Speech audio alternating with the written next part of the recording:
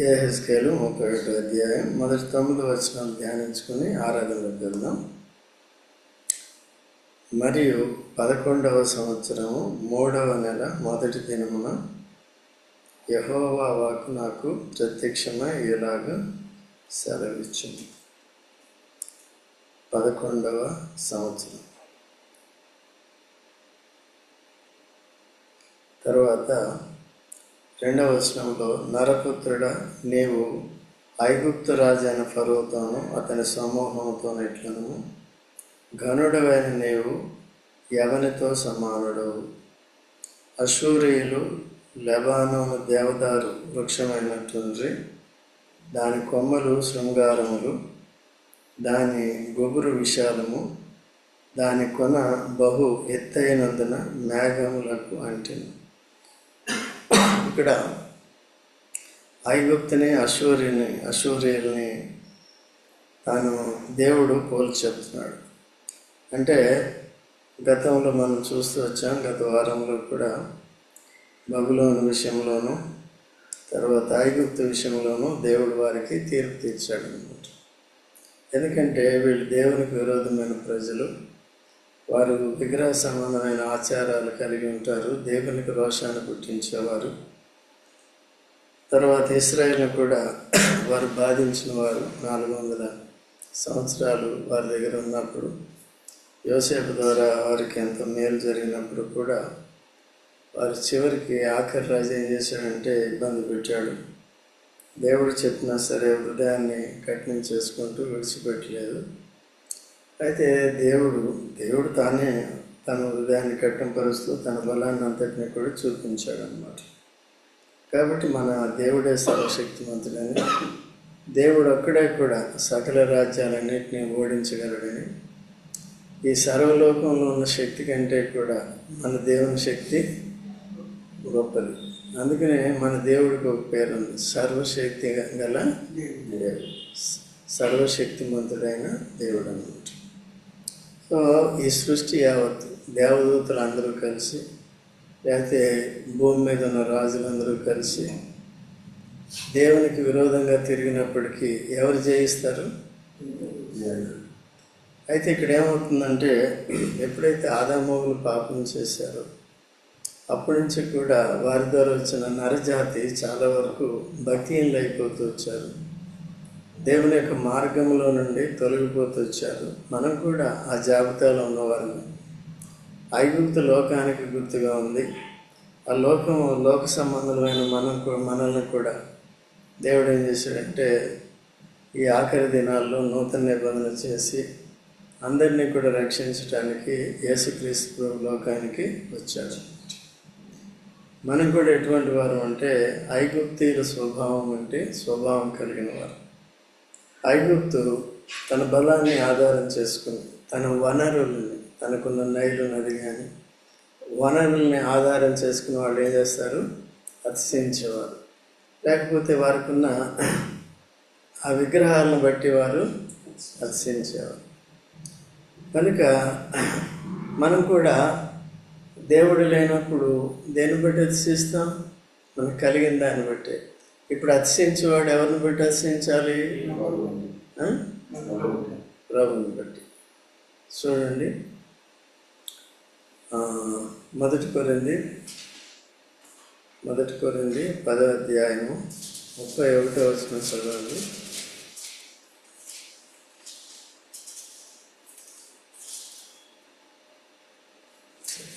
కాబట్టి మీరు భోజనం చేసినను పానం చేసినను మీరేమి చేసినను సమస్తమును దేవుని మహిమ కొరకు చేయండి. 2 కొరింథీ 10:30.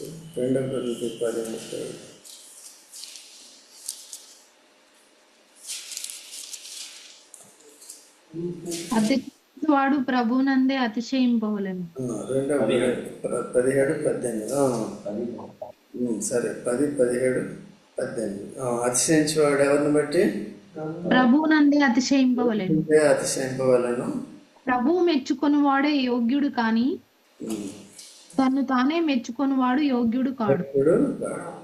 ఎప్పుడైతే మనం క్రీస్తుకి వేరుగా ఉన్నామో మనం గొప్పలు చెప్పుకునేవాళ్ళం. మనమంతా గప్పాలు చెప్పుకునేవాళ్ళం కదా. ఈ ఐగుప్తీయులు కూడా అంతే, అశ్వరీ లోకం అంతా కూడా అంతే అన్నమాట. వీరేం చేస్తున్నారంటే దేవుని ప్రజలు, దేవుణ్ణి తమకు ఆధారంగా చేసుకుని జీవించే ప్రజల కంటే కూడా ఈ లోక సంబంధమైన వారు విస్తరించిపోతున్నారు.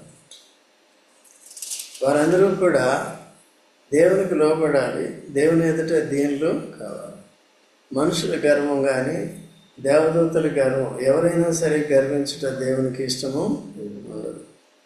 మనం భూమి మీద ఉన్నాం కాబట్టి మన జీవితం ఇక్కడ అన్సర్టెన్, ఇంగ్లీష్లో అన్సర్టెన్, ఎప్పుడు ఏమవుతుందో కూడా మనకి తెలియదు.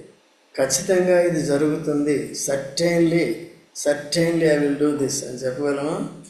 లేదు కదండి. అది కాబట్టి మానవుడు అనుకున్న దాన్ని చేయలేడు, దేవుడు అనుకున్నది ఏం చేస్తాడు? చేస్తాడు. అందుకనే మనిషి ఎప్పుడు కూడా దేవునికి భయపడేవారుగా ఉండాలి. అతిశయించేవాడు ఎవరిని బట్టి అతిశయించాలి? ప్రభునందే అతిశయించాలి. ఏమని అతిశయించాలి? 1 కొరింథీ 1:30, 1 కొరింథీ 1:30-31. అతిశయించువాడు ప్రభునందే అతిశయించవాలని వ్రాయబడినది నెరవేరునట్లు దేవుని మూలముగా ఆయన మనకు జ్ఞానమును, నీతియు, పరిశుద్ధతయు, విమోచనము నాయను. చూసారంటే అతిశయించేవాడు ఎవరిని బట్టి? దేవుని బట్టి, ప్రభువుని బట్టి అతిశయించాలి. ప్రభు ఏమయ్యాడు? యేసుకు మన జ్ఞానము, నీతి, పరిశుద్ధత. జ్ఞానము లేక అనేక మంది చెడిపోయారు అన్నమాట. ఎవరిని గురించిన జ్ఞానము? దేవుని, నిజ దేవుని గురించిన జ్ఞానం, సృష్టికర్తని గురించిన జ్ఞానం.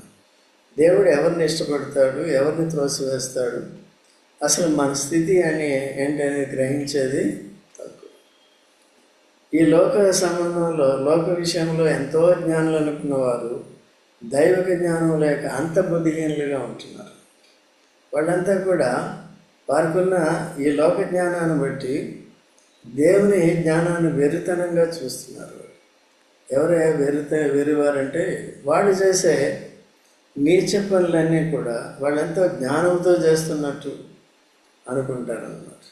అందుకనే బైబిల్ ఏం చెప్తుందంటే దేవుడు వారిని ఏం చేస్తున్నాడు? వెక్కిరిస్తున్నాడు అన్నమాట. ఆకాశమందున దేవుడు వారిని వెక్కిరిస్తున్నాడు. కనుక మనల్ని అందరినీ కూడా దేవుడు ఏం చేశాడు? విమోచించాడు. ఇప్పుడు అతిశయించాలంటే ఎవరిని బట్టి అతిశయించాలి? ఏమని అతిశయించాలి? యేసు ప్రభువే నాకు దైవికమైన జ్ఞానం, యేసు ప్రభువే నాకు నీతి, యేసు ప్రభువే నాకు పరిశుద్ధత, యేసు ప్రభువే నాకు మన విమోచకుడు. అంటే విమోచకుడు అంటే అర్థం ఏంటి? దేంట్లో బంధింపబడినప్పటికీ కూడా దాని నుంచి మనల్ని ఏం చేస్తాడు? If we're locked in something, దాని నుంచి మనల్ని ఏం చేస్తాడు? He will open the lock and pull us out, మనల్ని బయటికి తీసుకొస్తాడు. నరకానికి పాత్రలు బయటికి తీసుకొస్తాడు.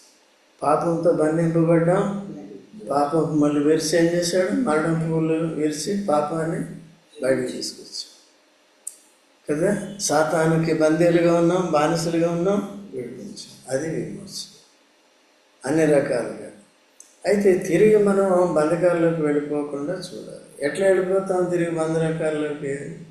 ఈ లోకమును బట్టి అతిశయించేవారు, దేవునికి దూరంగా ఉండేవారు, వారు ఐగుప్తుతో సమానం కదండి. ఇక్కడ అందుకని ఏమంటున్నాడంటే, నరపుత్రుడా, నీవు ఐగుప్తు రాజైన ఫరోతోనూ అతని సమూహంతోనూ ఇట్లాను, ఐగుప్తు తన అధికారులు తన సమూహం అంతటితో ఇట్లను, ఘనుడు అయిన నీవు ఎవరితో సమానుడు. ఆయన ఎవరంటే వాళ్ళెవరు? ఐగుప్తీయులు ఘనులు. అయితే నీవు ఎవరితో సమానుడు అంటే చూడు, ఇక్కడ అశ్వరీయులు ఎవరంట? లెబానోను దేవదారు వృక్షమైనట్టుండి, దాని కొమ్మలు శృంగారములు, దాని గుబురు విశాలము, దాని కొన బహు ఎత్తైనందున మేఘములకు. నువ్వు అనుకుంటున్నావు నేనే కానండి, నేనే గొప్పని, నీకంటే గొప్పోడు అశ్వరీయులు అంటున్నాడు. ఇప్పుడు ఎవరిని బలపరుస్తున్నాడు? ఎందుకు బలపరుస్తున్నాడు? అశూరీయుల్ని. ఐగుప్తీయులు ఏం చేశారు? గర్వించినారు. అశూరీయులు కూడా గర్విష్ఠులే. అయితే ఏమైంది చూడండి. యోనా 3వ అధ్యాయం 1వ వచనం చదవండి. యోనా 3:1 వచనం చదవండి. అంతటా యెహోవా వాక్కు రెండవ మారు యోనాకు ప్రత్యక్షమై సెలవిచ్చినదేమనగా, నీవు లేచి నినివే మహాపురమునకు పోయి నేను నీకు తెలియజేయు సమాచారము దానికి ప్రకటన చేయుము. చూసారండి, నినవే పట్టణము అశూరీయులకి ముఖ్య పట్టణం. మనకి ముఖ్య పట్టణం ఏది? తెలంగాణకి హైదరాబాదు, ఇండియాకి భారతదేశానికి న్యూఢిల్లీ. అట్లాగే అశూరీయులకి ఏది? ఇప్పుడు సిరియా అంటారు. అశూర్ అంటే అశూర్ తీసేసి ఇప్పుడు సిరియా అని పెట్టుకున్నారు కదా. మోడర్న్ నేమ్ ఏంటి? సిరియా. అశూర్ ఉందా లేదా? ఇప్పుడు ఎవరు వాళ్ళు? సిరియన్స్. కాబట్టి వాళ్ళు ఇంకా కూడా ఏం చేస్తున్నారు? దేవుని విరోధంగా అంటున్నారు. ఇక్కడ అప్పుడు ఆ దినాల్లో నినవే మహాపట్నానికి వెళ్ళి యోనాతో దేవుడు చెప్పాడు, వాళ్ళకి వెళ్ళి చెప్పు, వాళ్ళు గర్విష్ఠులుగా ఉన్నారు, తర్వాత వారు మారుమనసు పొందితే సరే, లేకపోతే ఈ పట్టణాన్ని నేనేం చేస్తాను? నాశనం చేస్తాను. ఎంతమంది ఉన్నారంటే అక్కడ 1,20,000 మంది జనం ఉన్నారంట. 1,20,000 మంది జనం ఉన్నారు. అంశం ఏంటున్నాం? 1,00,000 ఎంతమంది? వాళ్ళందరూ ఏం చేస్తాను? ఆ రోజుల్లో 1,20,000 అంటే మామూలుగా కదా, నాశనం చేస్తాను. ఈయన పోయి సువార్త చెప్పమంటే ఈయన పోడు. ఎందుకు పోడు? అడిగి భయపడి ఉంటారు. ఇష్టం వాళ్ళకి రక్షణ పొందితే ఇష్టం లేదు కదా. నేను ఇక్కడికైతే పోతే అక్కడికైతే పోనా, అట్లా ఉండదు. దేవుని సేవ ఎట్లా ఉండాలి? దేవుని సేవ ఎక్కడ పోమంటే అక్కడ పోవాలి. అక్కడ పోను ఇక్కడ పోనంటే కాదు. ఈయన ఏమంటున్నాడు? ఎందుకంటే ఇన్ని తరాల నుంచి వాళ్ళు అశూరీయులు ఇశ్రాయేల్ని విరోధంగా వారిని నాశనం చేస్తూ వచ్చారు.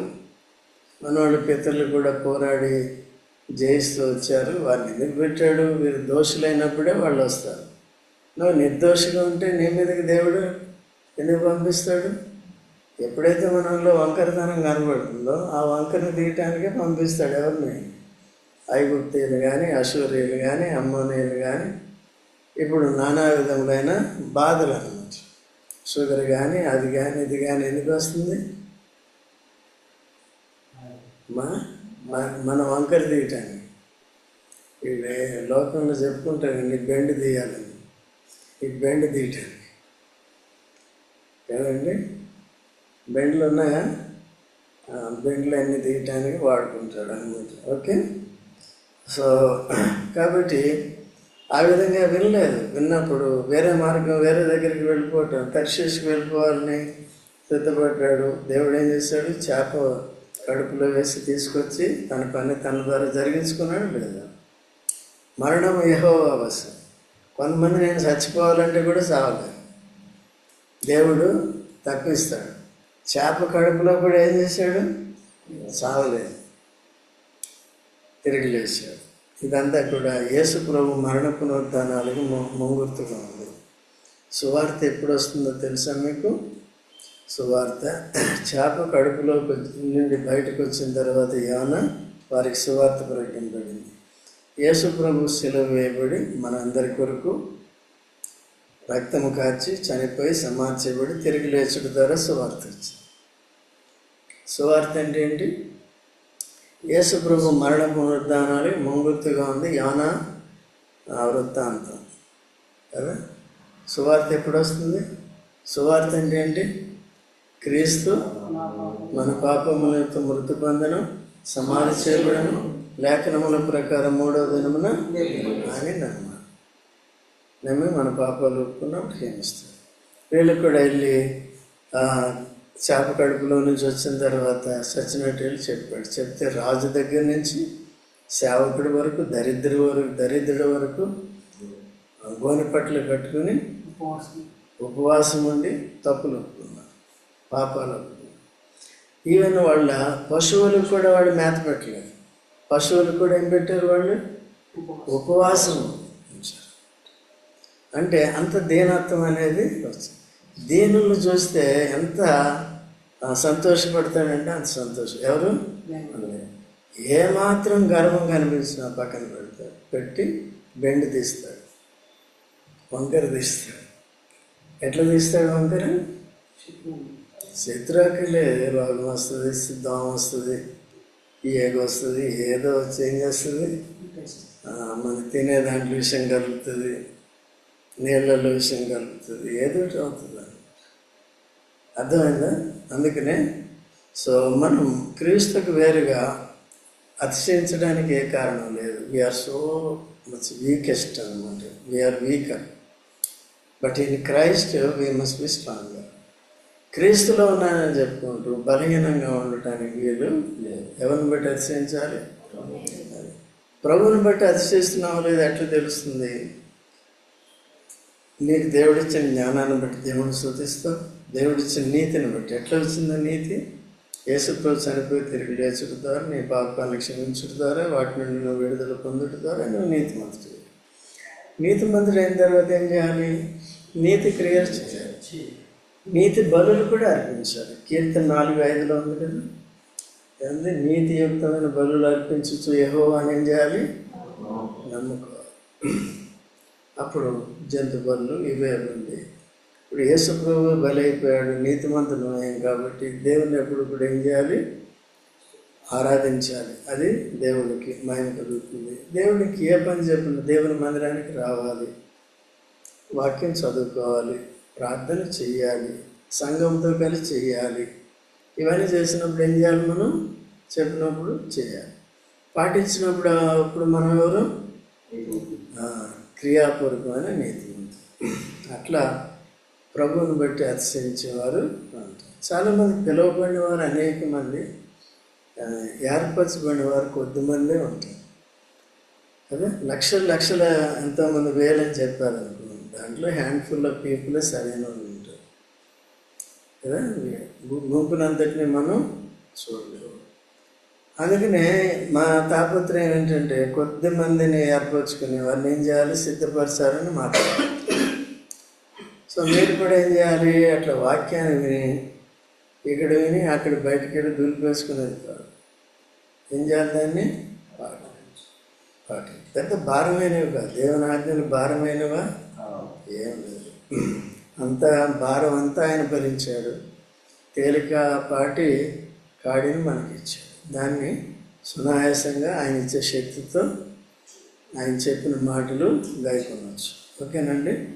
కాబట్టి ఇక్కడ ఫరో అంటున్నాడు, నీవు ఘనుడు అయ్యావయ్యా, అయితే నీ ఘనత కంటే ఎవరి ఘనత గొప్పది? ఆ విషయంలో ఇప్పుడు లోకస్తులకున్న ఘనత గొప్పదా? మనకున్న ఘనత గొప్పదా? మనకున్న ఘనత గొప్పది. ఎందుకంటే యేసుక్రీస్తు ప్రభువును ప్రభువుగా కలిగిన వారు ధన్యులన్నమాట. పాప క్షమాపణ పొందిన వారు ధన్యులన్నమాట. ఈ లోకంలో కొద్ది కాలం దరిద్రులుగా కనబడవచ్చు లోకరీతిగా, అయితే ఆత్మీయ విషయంలో ధనవంతులమే. దేవుని రాజ్యాన్ని పొందేవారి కంటే పైన కూర్చో, దేవుని రాజ్యాన్ని పొందేవారి కంటే కూడా కూర్చో, పైన కూర్చో. ఇక్కడ ఇబ్బంది పడి నా అటెన్షన్ డైవర్ట్ చేయకు. కాబట్టి ఎంతవరకు వచ్చింది? అర్థమైందా?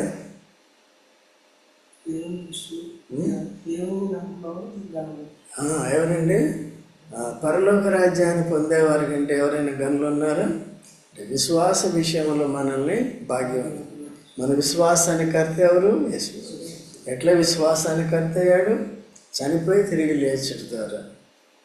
మన కొరకు చనిపోయి మన పాపాల కొరకు మనల్ని నీతిమంతులుగా తిరిగి లేచడం ద్వారా. కాబట్టి ఇప్పుడు లోకంలో ఉన్న వారు గనులా, మనం గనులమా? కదండి. సో మనల్ని ఘనపరిచిన దేవుడిని మనం ఏం చేయాలి? ఘనపరచాలి. చూడండి, 1 సమూయేలు 2వ అధ్యాయం 20వ వచనం. మొదటి సమయాలు 2వ అధ్యాయం 20వ వచనం. యెహోవా సన్నిధిని మనవి చేసుకొనగా నీకు దొరికిన ఈ సంతానమునకు ప్రతిగా యెహోవా నీకు సంతానమునిచ్చునుగాక అని ఏలి ఎల్కానాను అతని భార్యను దీవించిన తరువాత వారి ఇంటికి తిరిగి వెళ్ళి. కాదమ్మా, మొదటి సమయాలు 2:30. నీ ఇంటి వారును నీ పితరుని ఇంటి వారును నా సన్నిధిని యాజకత్వము జరిగించుదురని యెహోవా ఆజ్ఞ ఇచ్చి ఉన్నను. ఇప్పుడు అది నా మనస్సునకు కేవలము ప్రతికూలమాయనని ఇశ్రాయేలీల దేవుడైన యెహోవా సెలవిచ్చుచున్నాడు. కావున యెహోవా వాక్కు ఏదనగా, నన్ను గనపరచు వానిని నేను గనపరచుదును, నన్ను తృణీకరించువారు తృణీకారం పొందుదురు. చూడండి, ఏలి ఎవరు?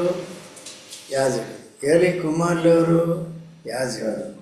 వాళ్ళు ఏం చేస్తున్నారు? యాజక ధర్మాన్ని నిర్లక్ష్య పెడుతున్నారు. ఏలి ఏమో పెద్దవాడు అయిపోయాడు, కూర్చుంటే లేవలేకపోతున్నాడు కదా. నేను కూడా పెద్దవాడినే, కానీ ఏం చేయాలి? కూర్చుంటే లేవాలి, లేస్తే కూర్చోవాలి. నీకు చెప్పే పరిచర్య నేను కూడా చేసే శక్తి ఉండాలి. ఓకేనా? అది అట్లా చేస్తుంటే దేవుడు ఇచ్చినంతకాలం ఇస్తాడన్నమాట. మరి కుమారులు కూడా ఎట్లా ఉన్నారు? అక్కడ వచ్చేవాళ్ళని పాడు చేస్తున్నారు. ఆడవాళ్ళు ఏం చేస్తున్నారు? వాళ్ళు అర్పించే బలులు, మాంసాన్ని ఏం చేస్తున్నారు? మొదటి వీళ్ళు తీసుకుని ఎంత అక్రమంగా చేస్తున్నారు. కాబట్టి వాళ్ళు ఏం చేశారు?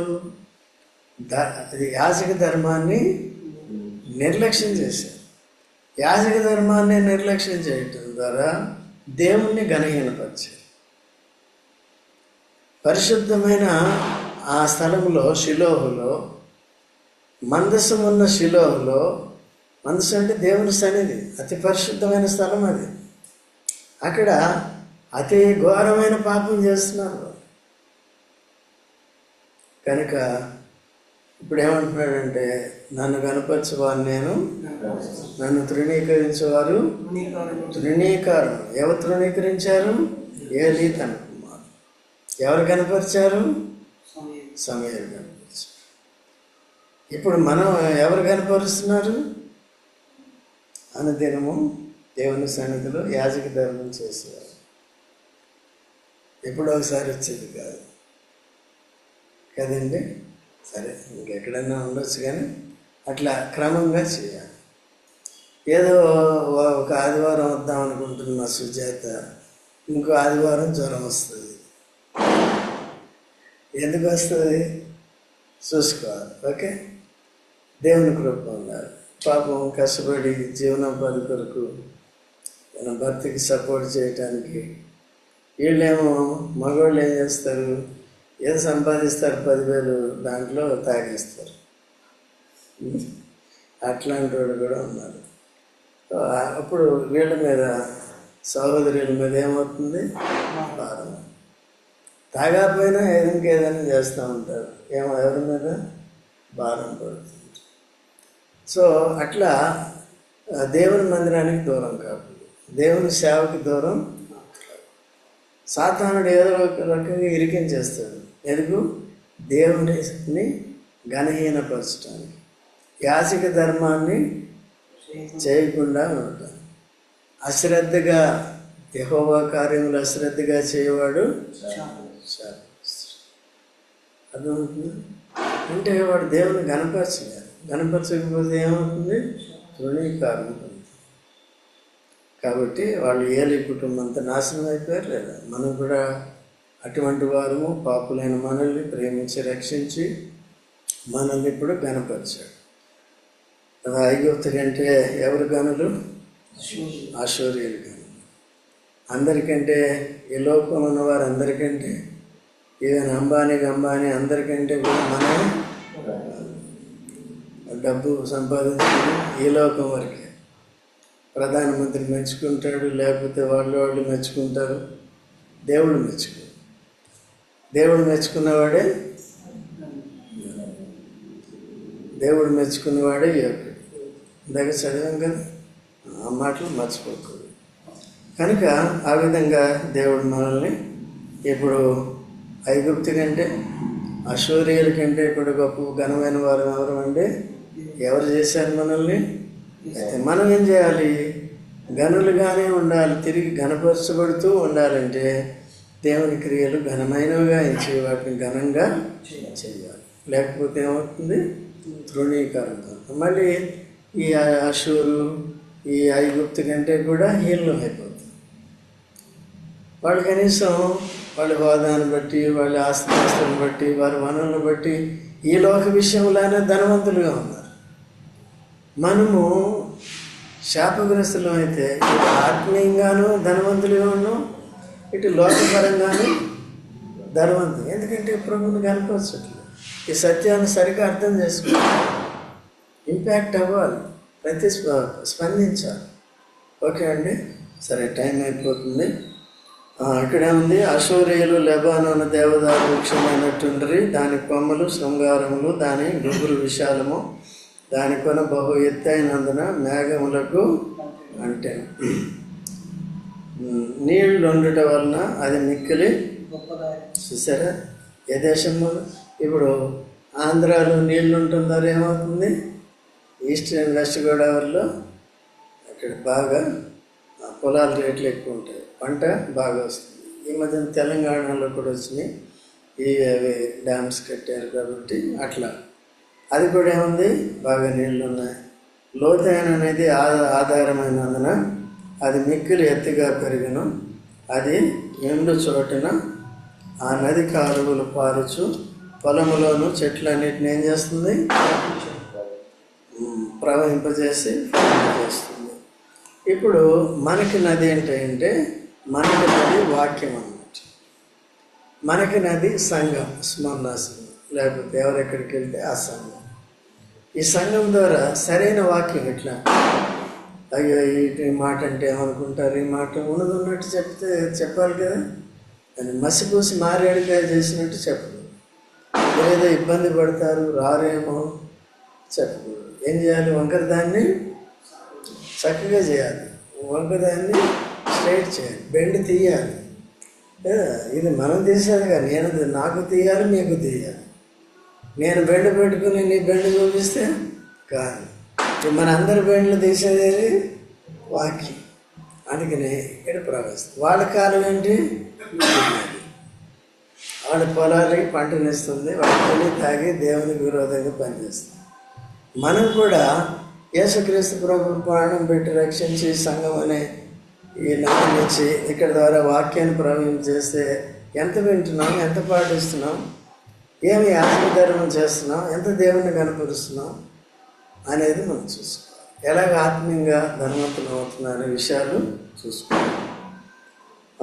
ఆకాశ పక్షులని దాని శాఖల్లో గూడు కట్టుకొనను, భూజంతువులన్నీ దాని కొమ్మల కింద పిల్లలు పెట్టును, దాని నీడను సకలమైన గొప్ప జనములు నివసించను. కాబట్టి ఇప్పుడు అమెరికా ఎందుకు వెళ్ళిపోతారు అందరూ? అక్కడికి వెళ్తే లైఫ్ స్టైల్ బాగుంటుంది, అక్కడికి ఆధునికమైన జీవితం ఉంటుంది. ఆస్ట్రేలియా వెళ్ళిపోతే, ఇంకో దగ్గరికి వెళ్ళిపోతే ఎందుకు? అట్లాగే మనం కూడా ఏం చేయాలండి? ఎప్పుడు కూడా మనం ఆత్మీయంగా ఫలించే దగ్గర మనం ఏం చేయాలి? అందుకనే 23వ కీర్తనలో ఏమంటాడు? 23వ కీర్తన మొదట్లో ఏమంటాడు? యెహోవా నా కాపరి, నాకు లేమి కలగదు. ఎందుకు లేమి కలగదంటే నాకే కొరత ఉంది. ఎందుకంటే కింద ఉంది. ఎందుకంటే ఆయన పచ్చిక గల చోట్ల, నీతి గల జలముల యొద్ద, స్వచ్ఛమైన జలముల యొద్ద, శాంతికరమైన జలముల యొద్ద కదా. ఎప్పుడు కూడా మన శాంతి చంపుకోండి అంటాడు ఎప్పుడంటే దేవుడు. ఎప్పుడు కూడా శాంతి మార్గంలో తనతో శాంతి, ఆయన మనతో శాంతి, అందరితో మనం శాంతి మార్గంలో నడిపిస్తుంది. ఓకేనండి. సో కాబట్టి మన కాలువేది సంఘము, దేవుని వాక్యం. పచ్చిక గల చోటు అంటే పచ్చిక అంటే కృపాసహితమైన వాక్యం ఇచ్చాడు మనకి.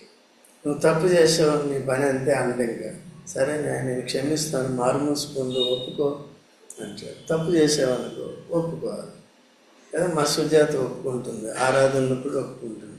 ప్రభువా నన్ను క్షమించి పోయిన వారం రాలేదంటుంది, మళ్ళీ వచ్చే వారం రాదు, మళ్ళీ పై వారం వస్తుంది. అట్లా కాదు. కాబట్టి జాగ్రత్తగా ఉండాలి. దేవుని దగ్గర కదా, కనబడి దేవుడు కానీ కనబడిన దేవుడే మనకి వాక్యం ద్వారా మనలో ఉన్న సంగతులన్నీ తెలియజేస్తున్నాం లేదా. కాబట్టి ఆ విధంగా జాగ్రత్తగా ఉండాలి. తర్వాత ఏముందండి, ఎన్నో వచనం, ఈలాగనది పొడిగైన కొమ్మలు కలిగి దాని వేరు విస్తార జలమున్న చోట పారుట వలన అది మిక్కిలి గొప్పదై కంటికి అందమైనదాయను. దేవుని వనములోనున్న దేవదారు వృక్షములు దాని మరుగు చేయలేకపోయాను. సరళ వృక్షములు దాని విశాలత గొప్పవి. ఏంటది? సరళ వృక్షములు దాని శాఖలంత గొప్పవి కావు. అక్షోట వృక్షములు దాని కొమ్మలంత గొప్పవి కావు. దానికి ఉన్న శృంగారము దేవుని వనంలోనున్న వృక్షముల్లో దేనికి లేదు. విస్తారమైన కొమ్మలతో నేను దాన్ని శృంగారించినందున దేవుని వనమైన ఏదేనులోనున్న వృక్షములన్నీ దాని సొగసును చూసి దాని యందు అసూయపడ్డాడు. కాబట్టి వనాన్ని పోల్చి చూస్తున్నాడు. ఒక దేశం అంటే ఒకరు, ఒక మనిషి అంటే ఒకరు. ఈవెన్ విశ్వాసులు కూడా సంఘంలో బాగున్న వారిని చూసి బాగులేని వారు ఏం చేస్తారు? అసూయపడుతూ ఉంటారు. హేబేలును చూసి కయ్యను ఏం చేశాడు? అసూయపడి ఆయన చంపేసి అనిపించాడు కదండి. అట్లా లేకుండా ఆఖరిగా ఒక మాట చదువుకొని ముగించుకుందాం. నహూము గ్రంథం 3వ అధ్యాయం 18-19 వచనాలు చదవండి ఎవరైనా. నహూము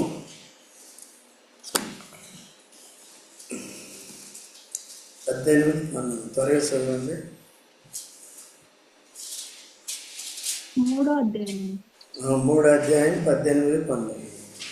అష్షూరు రాజా, నీ కాపరులు నిద్రపోయిరి, నీ ప్రధానులు పండుకొనిరి, నీ జనులు పర్వతము మీద చెదరిపోయిరి, వారిని సమకూర్చువాడొకడునూ లేడు. నీకు తగిలిన దెబ్బ బహు చెడ్డది, నీ గాయమునకు చికిత్స ఎవడునూ చేయజాలడు.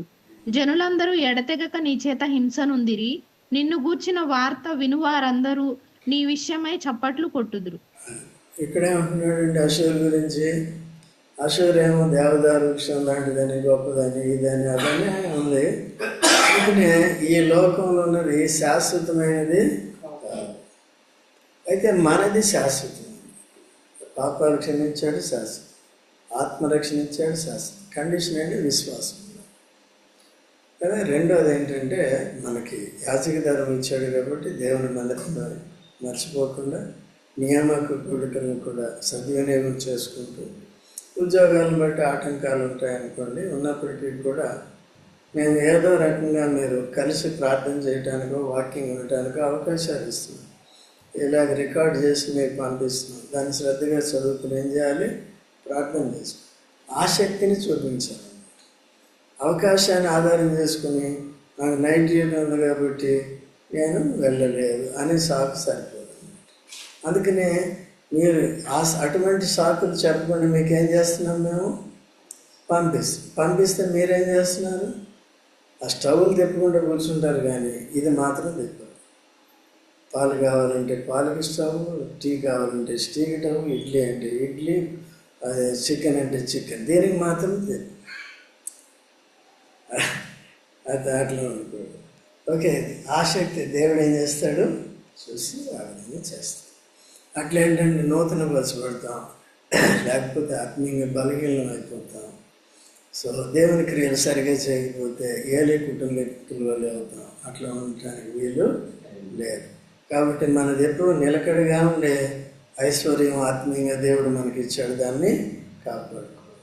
ఈ లోకంలో దాన్ని ఒకసారి ఐగుప్తీయులు ఘనంగా ఉంటారు, ఒకసారి అషూరీయులు ఉంటారు, ఒకరి మీద ఒకరు. ఈ దేశంలో ఎన్ని తారతమ్యాలు ఉన్నాయో చూడండి. కానీ ఎంత బీద దేశమైనా సరే నేనే గొప్ప అంటాడు. పాకిస్తాన్ అంటే గొప్ప అంటాడు, ఇండియా అంటే నేనే గొప్ప. ఎవరు గొప్ప? ఎవరు గొప్ప కాదు. గొప్ప ఎక్కడ? కొట్టుకొని చంపుకునే దగ్గర గొప్ప. ఇండియా కొద్దిగా ప్రస్తుతానికి బలంగా ఉంది, పెద్ద దేశం కాబట్టి కొనగలే బాంబులు గేంబులు కొనగలే సామర్థ్యం ఉంది కాబట్టి పాకిస్తాన్ వీక్ అంటాడా, వాడుకుని నేను రెడీ అంటాడు. రెడీ ఏం చేస్తున్నారు, అన్ని దేశాలను పాడు చేస్తున్నారు. ఓకే, సో అలా లేకుండా మనం దేన్ని బట్టి అతిశించకూడదు. దేన్ని బట్టి అతిశించాలి? రేపు అనేది మనకు తెలియదు ఏమవుతుందో. మనం ప్రభు దగ్గరికి వెళ్ళాలి, ప్రభుని కనపరిచేది నేర్చుకోవాలి. సో ఆరాధన ద్వారా ప్రభుని కనపరుస్తాం ప్రస్తుతానికి, తర్వాత జీవిస్తాం. ఆరాధనలోకి